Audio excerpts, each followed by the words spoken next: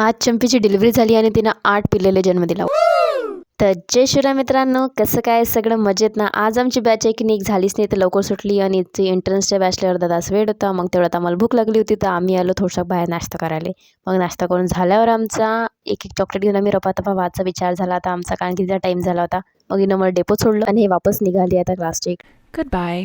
आज नाहीतरी S T एकीने गेली होती, म्हणजे सुट्टीच होती आज त्या राजना बसले. तर मग मला विचारायला की अरे यार शिव तू जात असन घरी, तर मग मी याला बोलावलं आणि याच्यासोबत घरी आली.